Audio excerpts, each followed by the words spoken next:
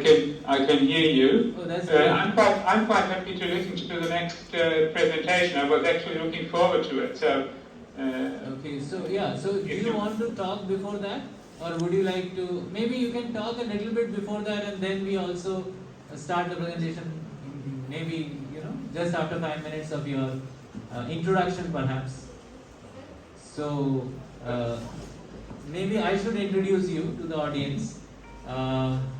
Professor Stroomberg has been a collaborator for the last 20 years. Yeah, that the face is the light is not on your face, so a bit dark there.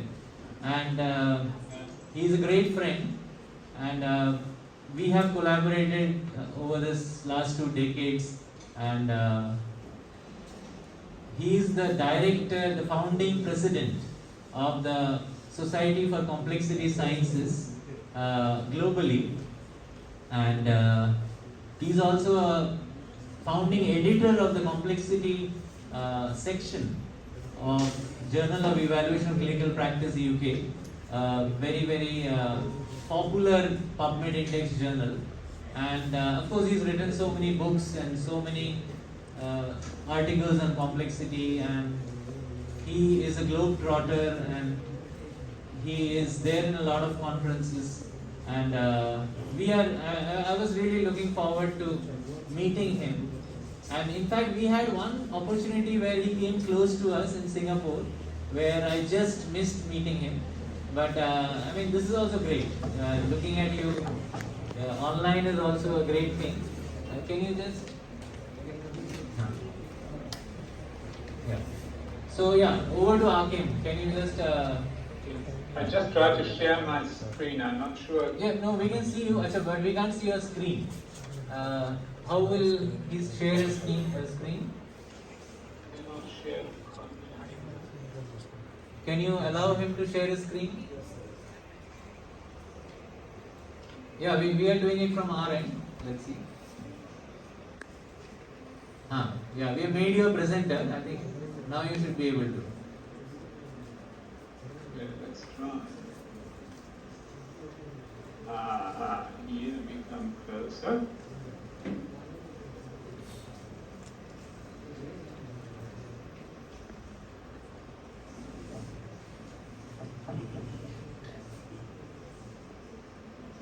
Let's see what happens.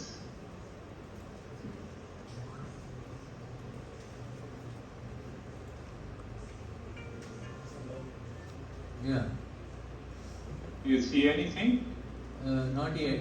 So can you just see he's trying to share his screen. So what can be done? He is the he's not. That is the one. Yeah. Professor Stroomberg. Yeah.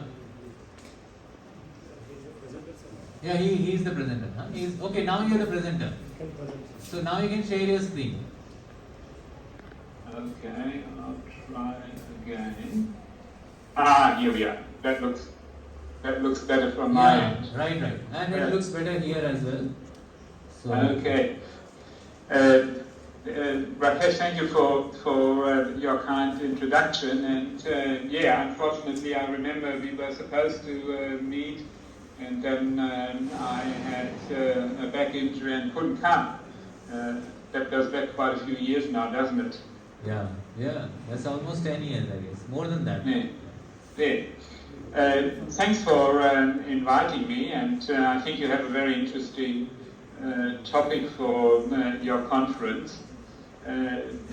I think it's a difficult topic as far as I am concerned, because in the end it requires a lot of deconstruction of concepts of complexity, deconstruction of health and disease and of medical knowledge, before one can put it all back together to enable you to provide better care for your patients, or more accurately, this particular patient in front of you. And I was very encouraged to hear the end of the last presentation that highlighted all the benefits of it.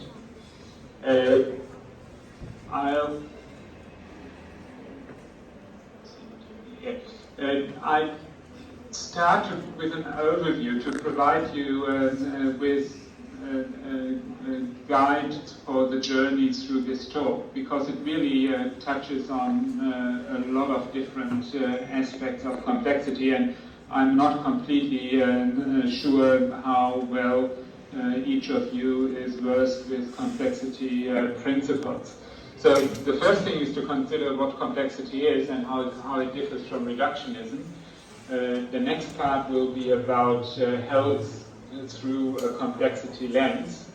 And then we need to look at medical knowledge and what is it, what is the base of it. And the Kuhn framework developed by Kurtz and Snowden, I think provides a wonderful way of making that explicit. And then comes as the next part, the nature of complexity of health care, which is probably the main focus of your conference today. And after all that theoretical stuff, I provide you with a case study to show you that it is quite an easy way to implement complexity thinking into the healthcare delivery. So, first things first, what is complexity all about? You need to understand that the common English use of or meaning of the term complexity usually refers to something that is difficult for me to understand. That has nothing to do with complexity in the way sciences sees it. The scientific meaning can be reduced to, and excuse a pun of reduced to, the understanding of interconnectedness and interdependency. That's in simple words. If you don't want to know anything more about what is complexity, think about interconnectedness and interdependency. And the second part will be to understand what constitutes a system. And the system really has three key characteristics. The first is the system consists of two or more independent elements that and these elements do behave as a whole. That means any action depends on what other parts of the system are doing. And the third part is that the properties of the whole are not present in the individual parts. That means a system cannot be taken apart without losing all of its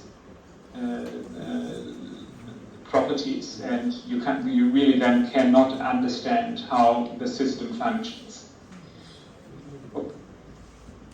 The properties, to properly appreciate the nature of complexity, one needs to understand what we often struggle with. We have been socialized to believe that we can understand anything by taking it apart. And the all-persuasive prevailing Newtonian reductionist worldview is really what drives most activity in society, and no less so than in medicine.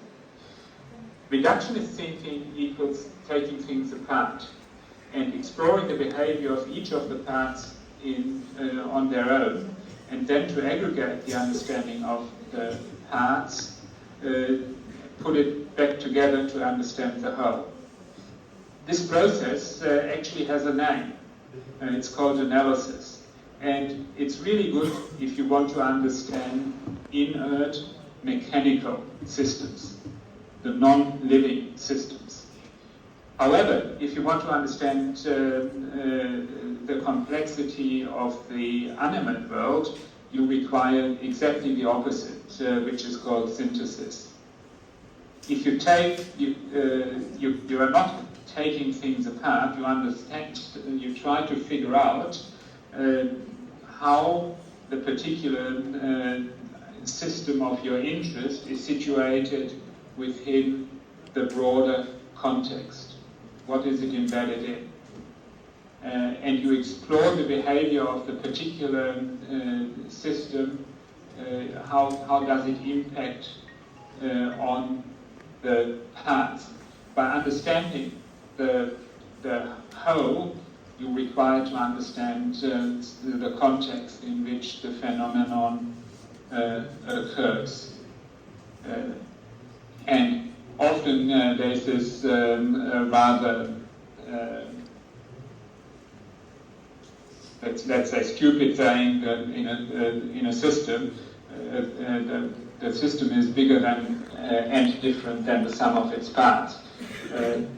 It is sort of a useful metaphor in a way, but it, to me, has a bit too much of the meaning to segregate it from reductionism in a mechanistic way. But that's for a longer discussion. So, let's look at health as an interconnected and interdependent whole. Complexity thinking reshapes our understanding of health as an interconnected and interdependent whole. A person's health is as much impacted by our somatic or bodily, or social, or emotional, and or sense-making experiences. Health is a whole person state where each of the four dimensions of health are in balance. And if you construct a complex dynamic system of health, you get a picture like that. If you look at the left-hand side, what you see is how over time every person's health experiences are somewhat influenced one day more by your bodily experiences and others by your social or emotional or sense-making issues. And depending on how strong the impact of one domain is, do you get a drift into that direction.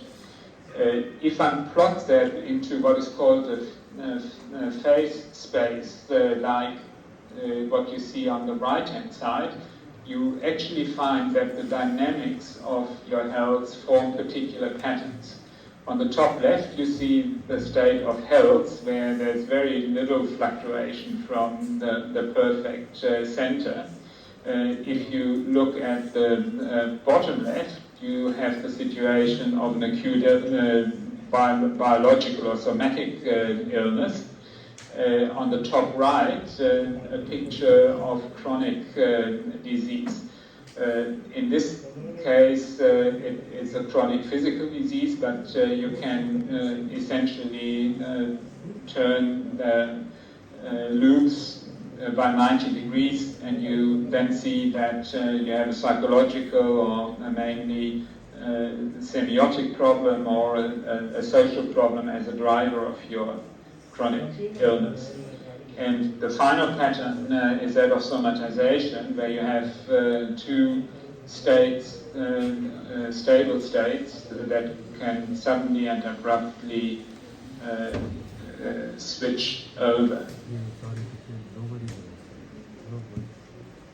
Let me be a bit provocative here and say to you that health is only an experience and has little, if anything, to do with the object of disease. Just consider the question of a patient who asked me very early in my career, a young lady dying from metastatic breast cancer. Doctor, I know I'm dying, but tell me why I'm feeling so healthy. Are you perplexed? Or have you actually come across a patient like that yourself in the past?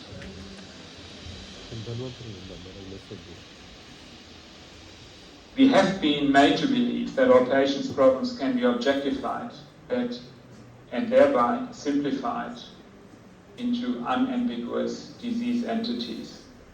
Hence, we transform the subjective of the patient's complaint into the objective of disease, the thing we have been educated in. Eric Cassell, famous philosopher of medicine, described it in this way. The question of chest pain becomes a question of coronary artery disease, for which we have a technical solution, whatever form of revascularization works. But as you all know very well, not all patients with chest pain have a cardiac problem. And if you have worked in primary care settings, you find that most patients with chest pain don't have any heart problem at all. Which leads to the next part, which is the basis of medical knowledge, and Eric Cassell's observations are the perfect segue into those elaborations. Our knowledge base is actually not as solid as the textbooks make out. And the Kuhn-Levin framework allows us to get a more realistic appreciation of our knowledge base. A few things in medicine are universally knowable, and most things we pretend to know for sure about a disease are not well researched at their physiological level and or their clinical management. What we believe to know is based on averages. The average behavior of the average patient that does not exist. Complexity sciences tells us that the dynamics of interactions of the same parts can result in vastly different outcomes. So the Kuhn-Levin framework distinguishes what we know in 5 different domains, and they are termed the obvious, the complicated, the complex, and the chaotic domains. And you have the 5th domain in the center, where things reside that cannot be ordered into any of the 4 particular domains. There's a reference to the paper, the theoretical framework of the Kuhn-Levin framework is very interesting, but would be too long to present to you here. If we look at the knowledge domains, you can pragmatically explore knowledge in different domains. The very much obvious knowledge base for medicine would be anatomy and to a large degree physiology. If you are looking at the complicated domain that deals with a specific knowledge of diseases, whereas in the complex domain you require knowledge about illness. And in the emergency domain, you really have initially at least no real knowledge about what's going on, and you need to do something to see what happens. If it works, you go to the more complex domain. If you fail, you go to the obvious one, and you all know where you then end up, don't you?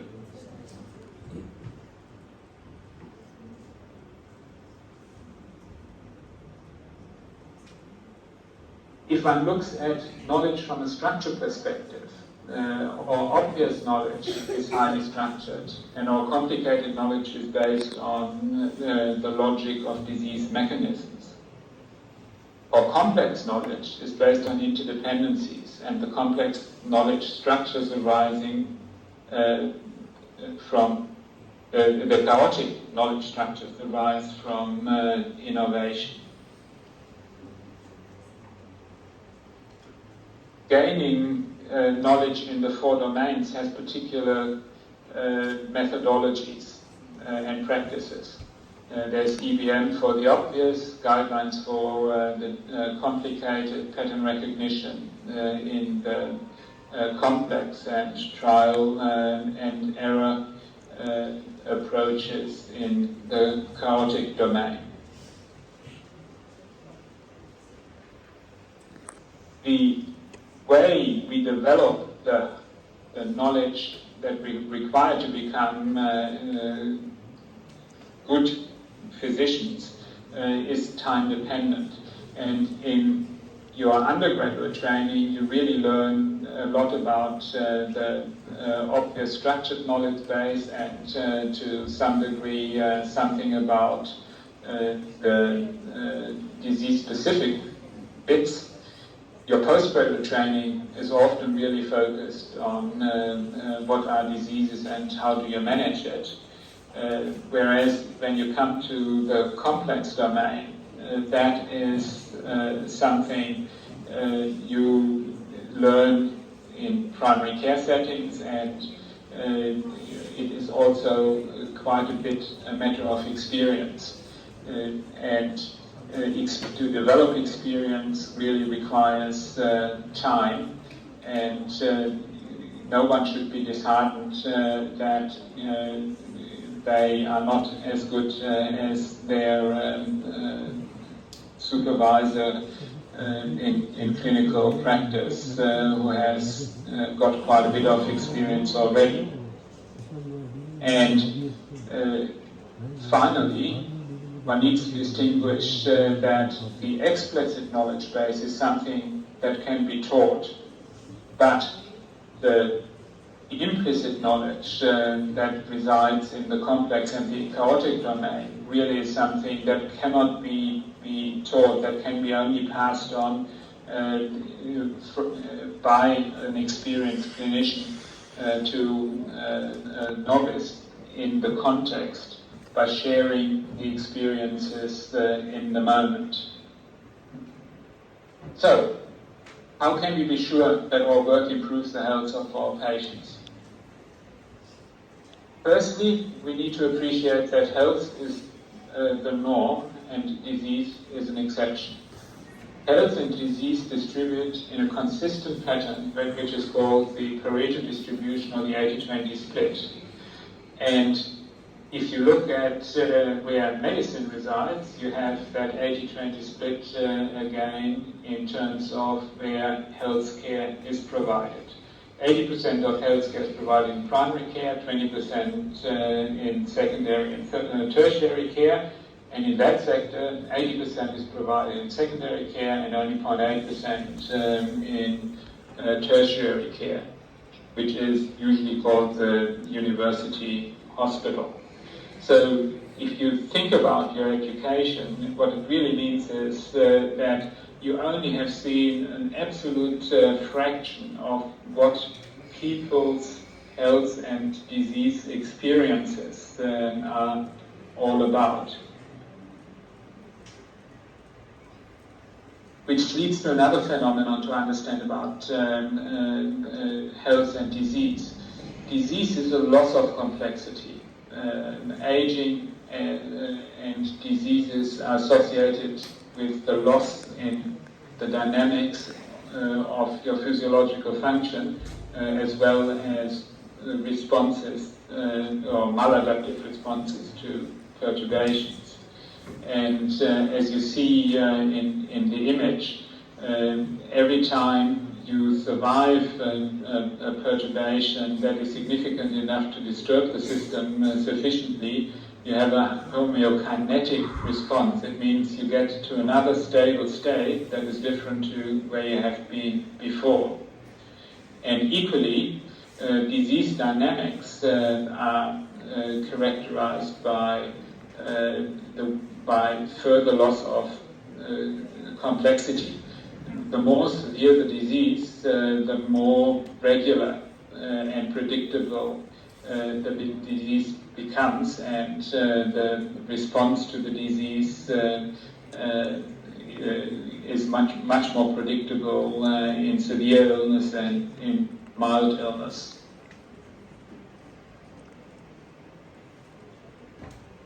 And lastly, what kind of diagnosis is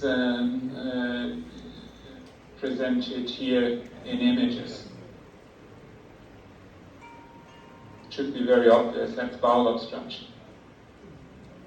And here should be diabetes.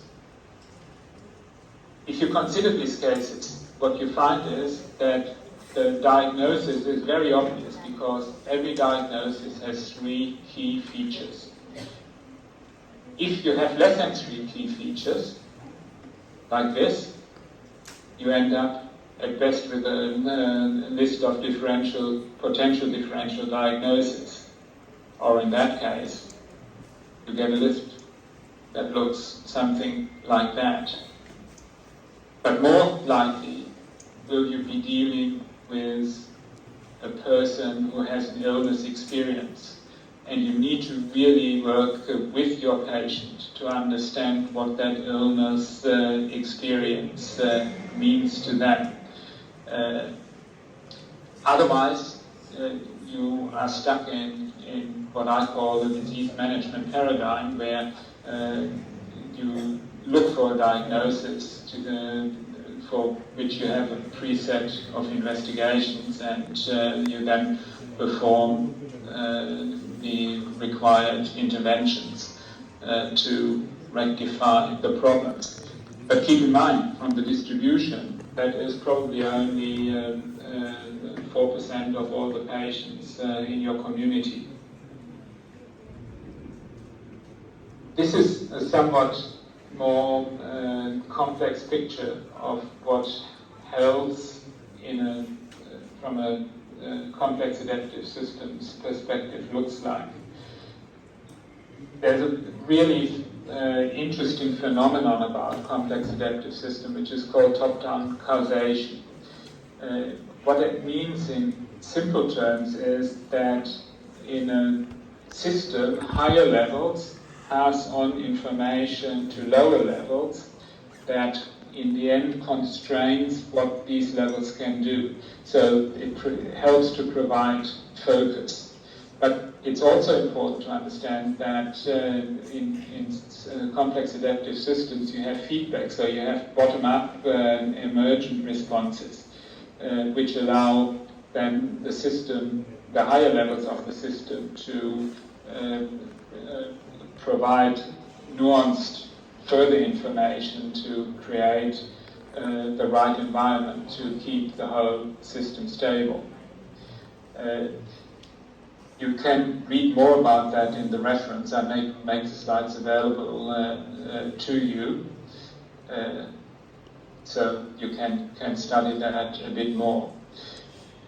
If one separates that out and says the center of the health care provision is the person, then you can use this hourglass metaphor. You have on the one hand the external environment, which impacts on the biological function, and vice versa. You have the biological function, which in the end impacts on your external environment.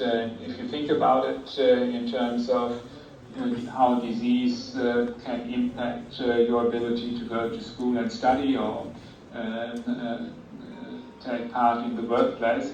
If you are significantly disabled by your diseases, you will not be able to do so. And another way of presenting this is in this double vortex frame. There are two vortices, in a way, that act on the person. You have one, the constraints that come from the external environment, but at the same time you have the constraints that come from your given inborn biology. And what we are doing as doctors is really what is highlighted in the box. We are working at the interface between the external and the internal of the patient's function and experiences. And as physicians, we hope to manage the two drivers of the illness experience simultaneously, so that the patient can regain his health or her health. And the second last point is to consider that there is heterogeneity in health and disease. And again, the heterogeneity follows the Pareto distribution.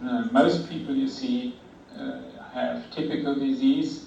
There is a proportion that have heterogeneous disease patterns, and occasionally you come across the atypical case. So if you put all that together, then you see that health and disease are interconnected and have a scale-free relationship. What happens at the small scale has reverberation at the intermediate and large scale and vice versa. Of note here, each scale reflects a different focus which we associate with a particular research focus and which we give a particular discipline name. Each of these domains has its unique form of inquiry based on the relationships between its elements. Basic science researchers focus on one-to-one relationships. Disease interventions are defined by one-to-many relationships.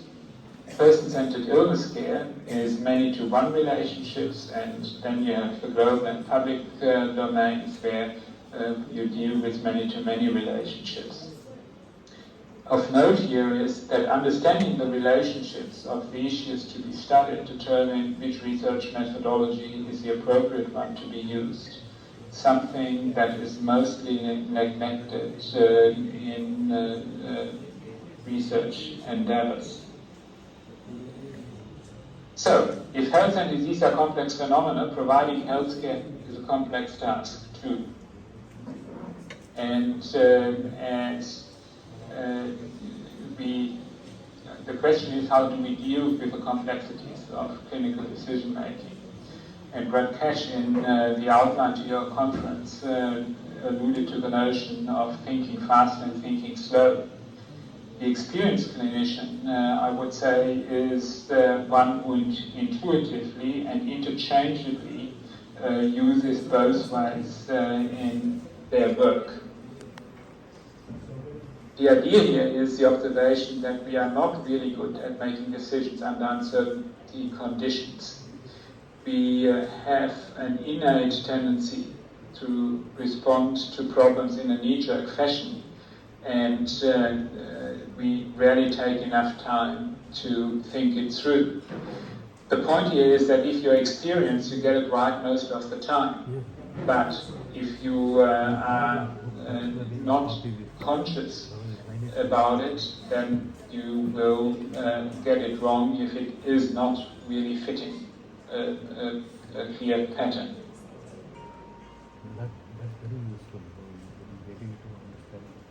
When we have to make decisions, we are almost always somewhat blinded by the features that we cannot really identify. In the classical case, as I've outlined in the cases, if the three key features are there, that's really the blind man's case, as I call it. It's so obvious. A patient with clear-cut features stands out like anything within the noise of what you normally observe in your clinic. As Tversky and Kahneman have shown, we make guesses that are often based on incomplete and biased information, or we get overwhelmed by our lack of knowledge and experience. It's important to be aware of that, because both of these can create personal anxiety, can lead to depression, and can lead to doctor burnout, which really is an ever-increasing problem as far as I can observe from the Australian perspective. So let's consider how doctors respond when they are not sure.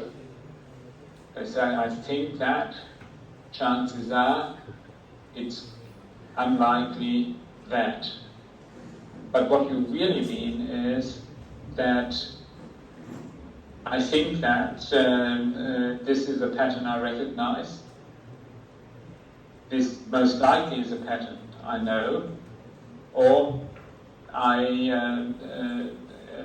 know that this is unlikely, a particular thing you are excluding based on the fact that the pattern you have elucidated from the patient's history is not fitting a disease. Which lets me come to be particularly critical about our discipline. We are pretending that medicine is omnipotent and that we can fix everything forever.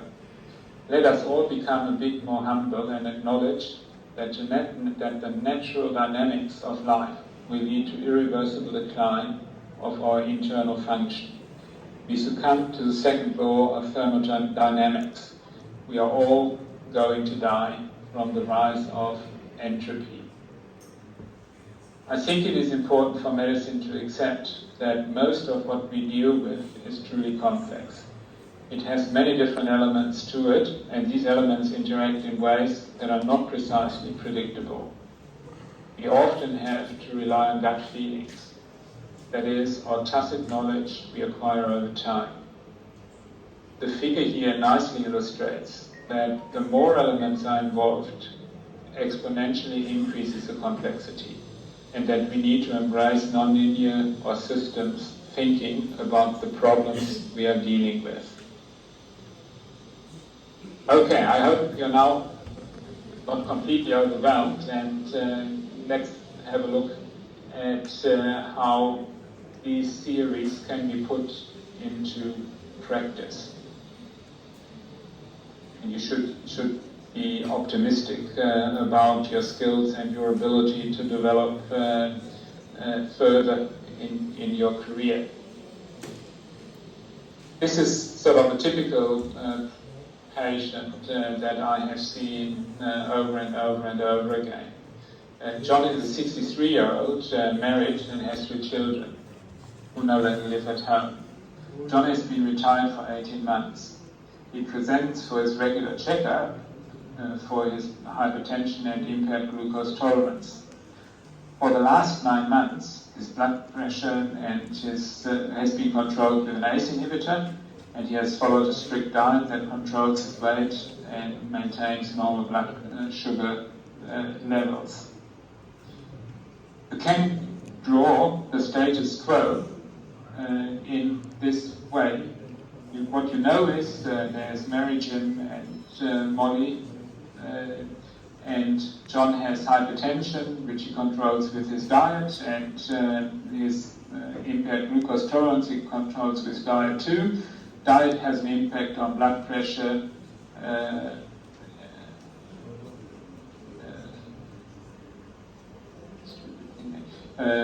blood pressure is blood sugar levels, his weight, and the ACE inhibitor as a medical intervention controls his blood pressure. So, today he comes in and you do your checkup. His blood pressure suddenly is 175 over 105. His weight has increased by 5 kilos and his sugar is quite abnormal. When he hears about these changes, he just said, yeah, I got a bit fat during the last few months. Here comes the distinction between thinking fast.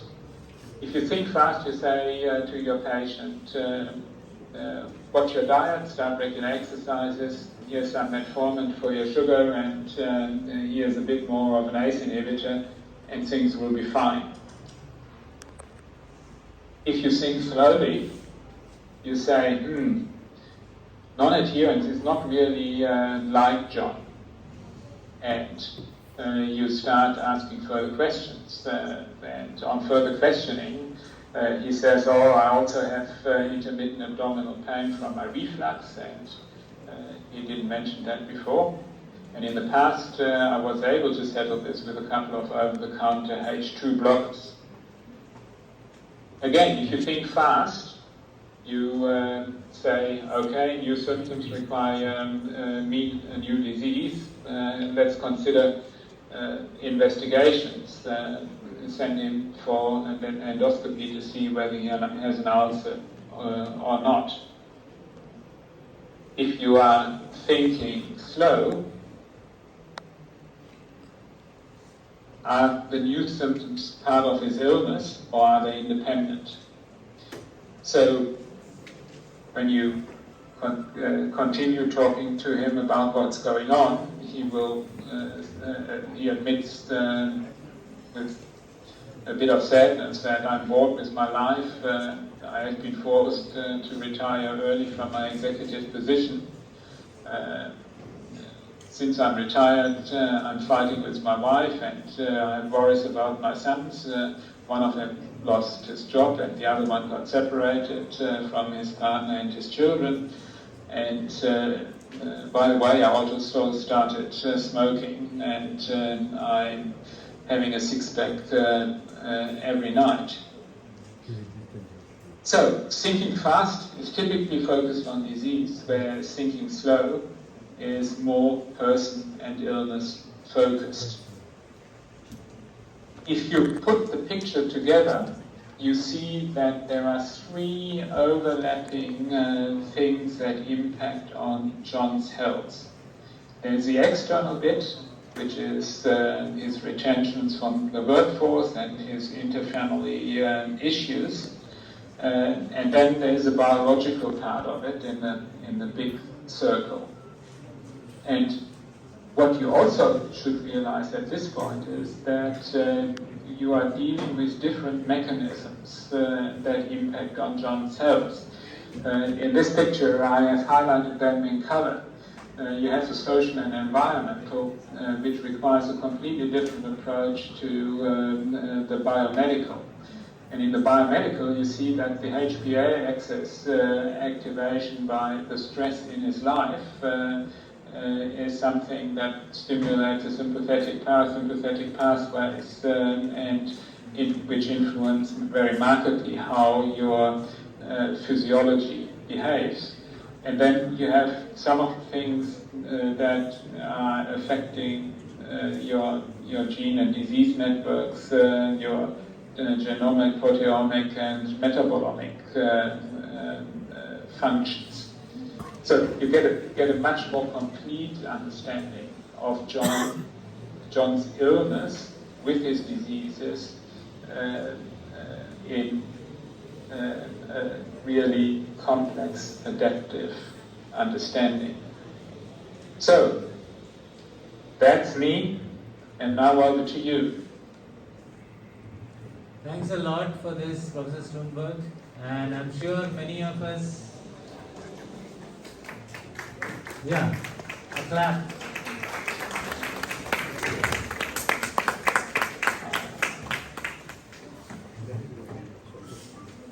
So, just see that I get back to you.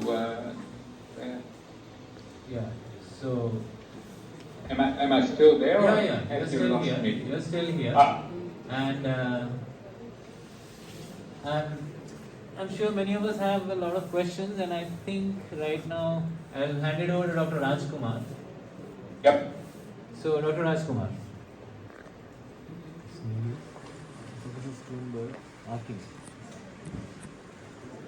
Professor Sternberg, it was an excellent presentation, and it gives us a new way of looking at medicine, I would believe, by taking biological, sociological, psychological, and semiotic factors into consideration while looking at the complexity to treat the patient.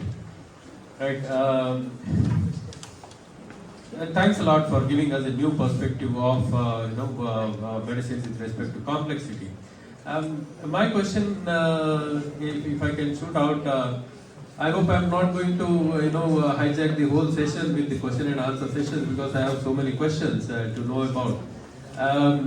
To look at from a psychological perspective, psychosocial perspective, and also from semiotic perspective, what are the existential concerns of the person?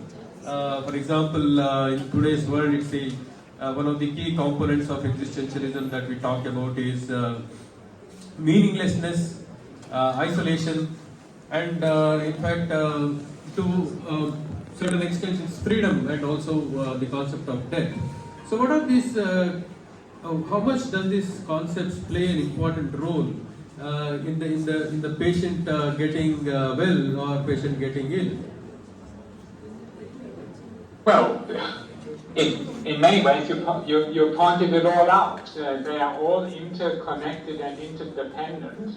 And as a clinician or as a physician, you need to be conscious of all of these factors. And while you are trained to be the one dealing with mainly the biological aspects, you need to collaborate with those people who have been trained to deal with the psychological, the social, and the sense-making issues. So you need to have a connectedness of your care team to enable you to really help the patient to get back to his fullest possible function. A lot of what makes people ill has actually nothing to do with biology. It's the consequences of the stressors in the environment that in the end cause the biological malfunction that causes disease. So in many ways, I think that improving health largely would be achieved by improving the living conditions in which people reside.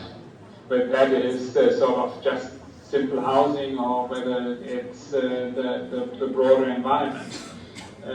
It's a political issue.